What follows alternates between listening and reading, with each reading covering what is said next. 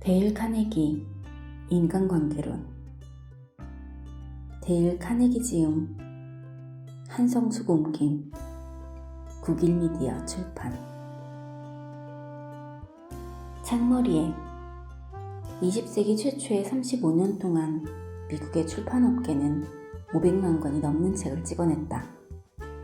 그러나 출판된 책의 대부분은 지나치게 지루했고 상당수 출판사들은 재정적인 어려움을 겪어야 했다. 세계에서 가장 규모가 큰 축에 속하는 한 출판사의 사장은 나에게 이런 고백을 했다. 75년 된 그의 회사가 출간하는 8권의 책 중 7권은 적자를 면치 못했다고 말이다.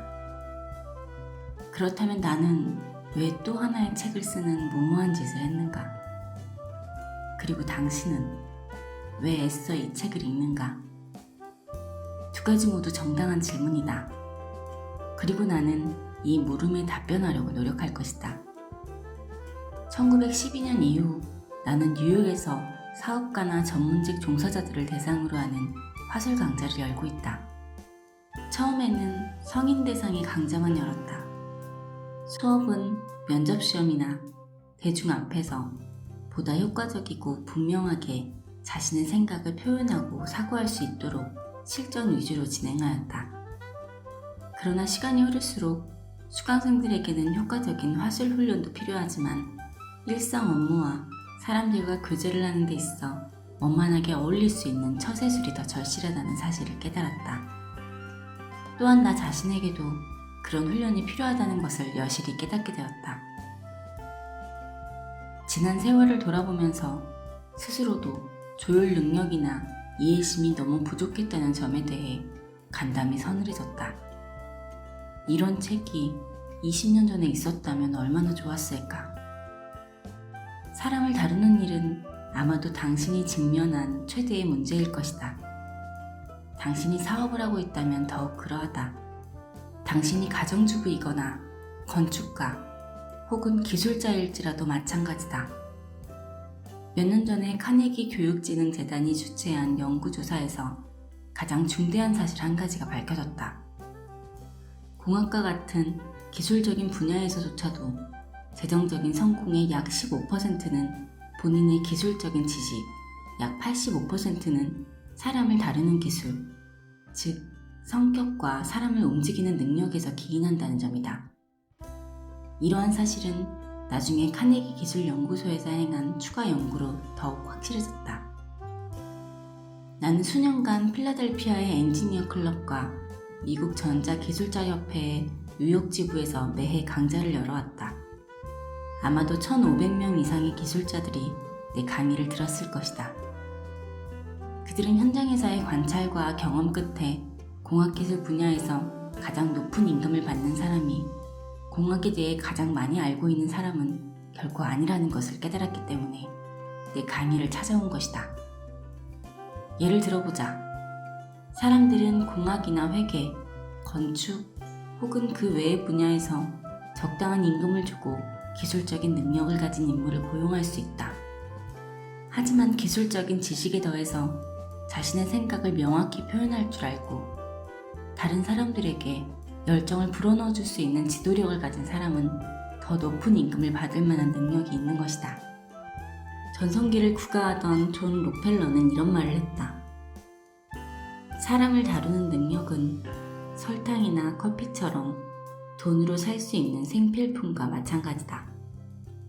그리고 나는 이 세상의 어떤 것보다도 그 능력에 더 많은 돈을 지불하겠다. 지구상의 모든 대학이 세상에서 가장 비싼 능력을 개발하기 위한 강의를 열고 있다고 생각하지 않는가? 하지만 이 세상에서 성인을 위해 이런 실용적이고 상식적인 강의를 하고 있는 대학이 단 한 곳만 있었더라도 나는 지금 쓰고 있는 글에 대한 책임을 면했을 것이다. 시카고 대학과 YMCA 연합학교는 성인들에게 가장 배우고 싶은 것이 무엇인지를 묻는 조사를 실시했다. 이 조사에서 25,000달러의 비용이 들었으며 2년이라는 세월이 소요되었다. 조사의 마지막 단계는 전형적인 미국 도시로 선정된 코네티컷의 메리덴에서 실시하였다. 메리덴에 거주하고 있는 모든 성인에게 156가지의 질문을 했다. 질문의 내용은 당신의 사업이나 직업은 무엇입니까? 교육 수준은? 여가 시간은 어떻게 보내십니까? 수입은 어느 정도입니까? 취미는? 포부는? 고민은? 가장 관심 있는 분야는 무엇입니까? 등이었다. 이 조사를 통해 성인들의 주된 관심사는 건강과 사람이라는 사실이 드러났다. 구체적으로 사람들을 어떻게 이해하고 사귀는가, 어떻게 자신을 좋아하게 만드는가, 어떻게 본인이 생각하는 대로 상대를 설득하는가 등이 그들의 관심거리였다. 조사를 실시한 위원회는 메리덴에 거주하는 성인들을 위해 그들의 관심사와 관련된 강좌를 열기로 했다. 위원회는 그 강좌에 사용할 실용적인 교본을 부지런히 찾아 헤맸다. 하지만 단 한 권도 찾지 못했다. 결국 그들은 성인 교육에 있어 세계적으로 널리 알려진 권위자에게 연락하여 강좌에 사용할 적당한 교재에 대해 자문했다. 그러자 그 권위자는 이렇게 대답했다. 성인들이 원하는 것이 무엇인지는 알고 있습니다. 하지만 그들에게 필요한 책이 쓰여진 적은 없어요. 나는 경험을 통해 이 말이 사실임을 알고 있다. 나 자신도 인간관계에 대해 실제적이고 쓸모있는 안내서를 찾기 위해 여러 해 동안 노력했었다. 그러나 결국 그런 책을 찾지 못했기 때문에 나는 내 강좌에 활용할 목적으로 글을 쓰기 시작했다. 그리고 여기 이 책을 당신 앞에 내놓게 되었으니 마음에 들기 바란다. 책을 준비하면서 사람을 다루는 주제에 관한 내용이라면 모두 읽어보았다. 신문기사, 잡지기사, 가정법원의 기록, 옛 철학자들과 요즘 심리학자들의 글 등 모든 것을 말이다. 이에 더해 숙련된 연구자를 고용하여 1년 반 동안 여러 도서관에서 내가 놓쳐버린 자료들을 읽도록 했으며 심리학 관련 서적을 낱낱이 훑었고 수백 편의 잡지 기사를 꼼꼼히 읽었다. 또한 수많은 전기를 읽으면서 모든 시대의 위대한 지도자들이 어떻게 사람들을 다루었는지 알아내려고 노력했다. 우리는 그들의 자서전을 모두 섭렵했다. 줄리어스 시저부터 토머스 에디슨에 이르기까지 위대한 리더들의 생애에 대한 글을 자세히 살펴보았다. 시어도 루즈벨트 한 사람에 대한 전기만도 좋게 100권은 넘게 읽었다. 우리는 누군가가 사람들을 자기 편으로 만들고 움직이기 위해 사용했던 실용적인 아이디어를 찾아내는데 시간과 돈을 아끼지 않았다. 세계적인 명성을 얻고 있는 성공한 사람들과 면담도 했다. 마르코니나 에디슨 같은 발명가에서부터 프랭클린 디 루즈벨트나 제임스 파레이 같은 정치 지도자, 오웬 디 영 같은 사업가, 클라크 케이블과 메리 픽포드 같은 영화배우, 마틴 존슨 같은 탐험가에 이르기까지 많은 사람을 만나보았다. 그리고 그들이 인간관계에서 사용했던 기술을 알아내려고 노력했다. 이 모든 자료들을 모은 뒤 나는 짧은 강의를 준비했다. 강의 제목은 사람들을 내 편으로 만들고 움직이는 법이었다. 처음에는 강의 시간이 짧았지만 곧 1시간 30분 정도로 연장되었다. 그리고 수년 동안 뉴욕 카네기 협회의 주최로 해마다 성인에게 이 강의를 했다. 나는 강의를 마친 후에는 참석자들에게 밖으로 나가 배운 내용을 사업이나 사회적인 만남에 적용해보라고 촉구했다. 그리고 강의실로 돌아와 자신의 경험이나 성취한 결과에 대해 말해달라고 했다. 얼마나 재미있는 숙제인가. 자아개발에 굶주렸던 사람들은 새로운 종류의 실험을 한다는 생각에 흥분했다. 성인을 대상으로 하는 최초이자 유일한 실험이었기 때문이다. 이 책은 일상적인 의미를 지닌 단어로 쓰여지지 않았다. 이 책은 아이가 자라는 것처럼 성장했다. 실험실 밖에서 수많은 성인의 경험을 통해 발전하고 자라온 것이다. 몇 년 전에 우리는 엽서 한 장 크기도 되지 않는 카드에 인쇄된 몇 가지 규칙만 가지고 강의를 시작했다. 다음 강의를 할 때는 조금 더 큰 카드를 인쇄했고 그 다음엔 얇은 인쇄물, 그 다음에는 일련의 소책자를 만들었다. 매번 강의 범위가 넓어지고 자료집이 두꺼워졌다. 그리고 15년이라는 세월의 경험과 조사를 거친 후에야 이 책이 나오게 되었다. 이 책에 담긴 규칙들은 단순한 이론이나 짐작이 아니다. 이것은 마술처럼 우리 삶에 작용한다. 믿어지지 않겠지만 나는 이러한 원칙을 적용한 사람들의 생활에서 일어나는 일대 혁신을 보아왔다. 한 예를 들어보겠다. 313명의 직원을 거느린 한 남자가 이 강좌에 참석했다. 수년 동안 그는 신중치 못했으며 거침없이 직원들을 비판하고 비난했다. 친절함과 칭찬과 격려라는 말은 그와 어울리지 않았다. 그러나 이 책에서 논의된 원칙들을 공부한 후에 이 경영자는 놀랍게도 만나는 사람마다 친구로 만들 수 있었다. 그의 삶이 완전히 바뀐 것이다. 이제 그의 조직은 성실성과 일에 대한 열정, 협력 정신으로 생기를 띠고 있다. 314명의 적이 314명의 친구로 변한 것이다. 그는 자랑스럽게 말했다. 예전에는 회사에 들어가면 나에게 반갑게 먼저 인사하는 사람이 없었습니다. 시선을 딴 데로 돌리다가 내가 다가가면 겨우 인사를 했지만 지금은 모두 나의 친구가 되었고 경비원까지도 제 이름을 부를 정도가 되었습니다. 이 경영자는 수익도 늘었고 여가 시간도 많이 얻게 되었다. 매우 중요한 사실은 그가 사업에서나 가정에서 훨씬 많은 행복을 찾았다는 점이다. 수많은 세일즈맨이 이 원칙을 사용해서 놀랄 만큼 실적을 올려왔다. 많은 사람이 예전에는 번번이 실패했던 곳에서 새로운 거래처를 개발했다. 임원들의 권위가 상승했고 임금도 올랐다. 어떤 임원은 이런 원칙을 적용하여 연봉이 대폭 인상되었다고 전했다. 또 다른 예를 들어보자.